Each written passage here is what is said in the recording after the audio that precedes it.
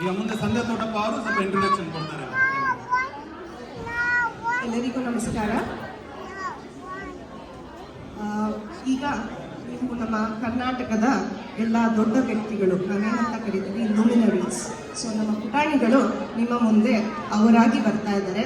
So ಈಗ ಒಬ್ಬೊಬ್ಬರನ್ನಾಗಿ ಕರೀತೀನಿ, ಎಲ್ಲರೂ ನೋಡಿ ಸಂತೋಷಪಡಿ. ಮೊದಲನೇದಾಗಿ ಬಸವಣ್ಣನವರು.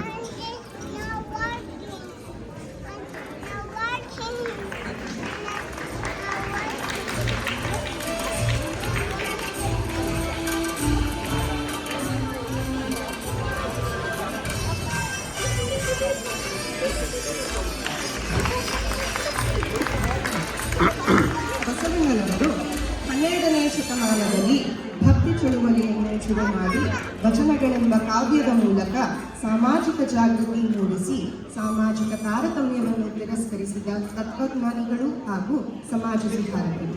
ಕಾಯಕವೇ ಕೈಲಾಸ ಎಂದು ಬೋಧಿಸಿದ ಇವರನ್ನು ಭಕ್ತಿ ಭಂಡಾರಿ ಎಂದು ಕರೆಯುತ್ತಾರೆ. ಧನ್ಯವಾದಗಳು.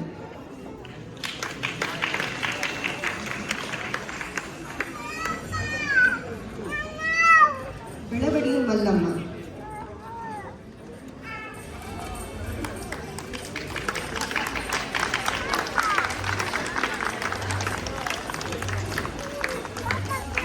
ಬೆಳವಡಿ ಮಲ್ಲಮ್ಮ 15ನೇ ಶತಮಾನದಲ್ಲಿನ ಇಂದಿನ ಉತ್ತರ ಕನ್ನಡ ಮತ್ತು ದಕ್ಷಿಣ ಗೋವಾವನ್ನು ವ್ಯಾಪಿಸಿದ್ದ ಬೆಳವಡಿ ಸಾಮ್ರಾಜ್ಯದ ಮಹಾರಾಣಿ.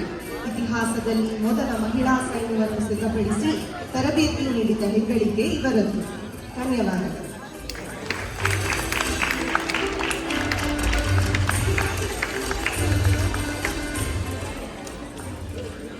ಪುರಂದರದಾಸರು.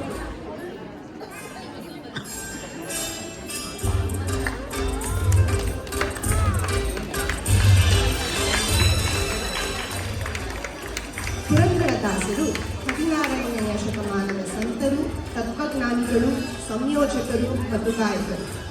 4 ಲಕ್ಷಕ್ಕೂ ಹೆಚ್ಚು ಕೀರ್ತನೆಗಳನ್ನು ರಚಿಸಿರುವ ಇವರು ಕರ್ನಾಟಕ ಸಂಗೀತದ ಸಂಸ್ಥಾಪಕರು. ಇಂದಿಗೂ ಅನುಸರಿಸಲಾಗುವ ಕರ್ನಾಟಕ ಶಾಸ್ತ್ರೀಯ ಸಂಗೀತ ಕಲಿಸುವ ವಿಧಾನವನ್ನು ಇವರು ಸಿದ್ಧಪಡಿಸಿದರು. ಧನ್ಯವಾದಗಳು.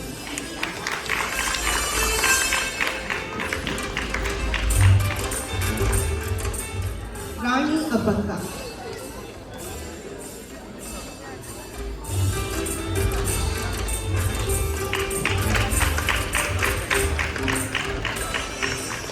ರಾಣಿ ಅಬ್ಬಕ್ಕ 16ನೇ ಶತಮಾನದ ಉಲ್ಲಾಳದ ರಾಣಿ. ಪೋರ್ಚುಗೀಸರ ವಿರುದ್ಧ ಹೋರಾಡಿ ಪೋರ್ಚುಗೀಸ್ ನೌಕಾಪಡೆಯನ್ನು 4 ದಶಕಗಳ ಕಾಲ ಹಿಂದಕ್ಕೆ ತಳ್ಳಿದ ಇವರು ಭಾರತದ ಆರಂಭಿಕ ಮಹಿಳಾ ಸ್ವಾತಂತ್ರ್ಯ ಹೋರಾಟಗಾರರಲ್ಲಿ ಒಬ್ಬರು. ಧನ್ಯವಾದಗಳು.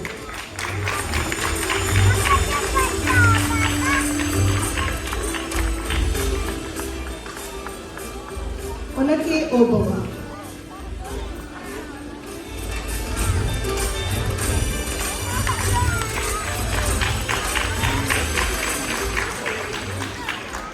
ಒನಕೆ ಓಬವ್ವ 18ನೇ ಶತಮಾನದಲ್ಲಿ ಅಸಾಧಾರಣ ಶೌರ್ಯವನ್ನು ತೋರಿದ ಸಾಮಾನ್ಯ ಮಹಿಳೆ. ಶತ್ರು ಹೈದರ್ ಅಲಿಯ ಸೈನಿಕರನ್ನು ಕೊಲ್ಲಲು ಒನಕೆಯಂತಹ ಸಾಧಾರಣ ಆಯುಧ ಬಳಸಿ ಅವರನ್ನು ಹಿಮ್ಮೆಟ್ಟಿಸಿದ ಗೃಹಿಣಿ. ಧನ್ಯವಾದಗಳು.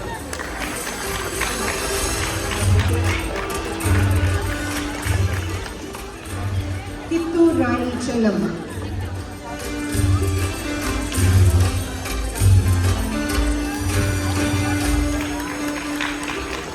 ಕಿತ್ತೂರು ರಾಣಿ ಚೆನ್ನಮ್ಮ 19ನೇ ಶತಮಾನದಲ್ಲಿ ಬ್ರಿಟಿಷ್ ಈಸ್ಟ್ ಇಂಡಿಯಾ ಕಂಪನಿಯ ವಿರುದ್ಧ ಸಶಸ್ತ್ರ ಪ್ರತಿರೋಧದ ಮೂಲಕ ಹೋರಾಡಿದ ಕಿತ್ತೂರಿನ ರಾಣಿ ಚೆನ್ನಮ್ಮ ಭಾರತದ ಸ್ವಾತಂತ್ರ್ಯ ಚಳುವಳಿಯಲ್ಲಿ ಪ್ರಮುಖ ಭಾಗವಾದವರು.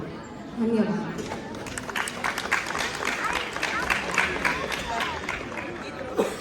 Sir M Visvesvaraya.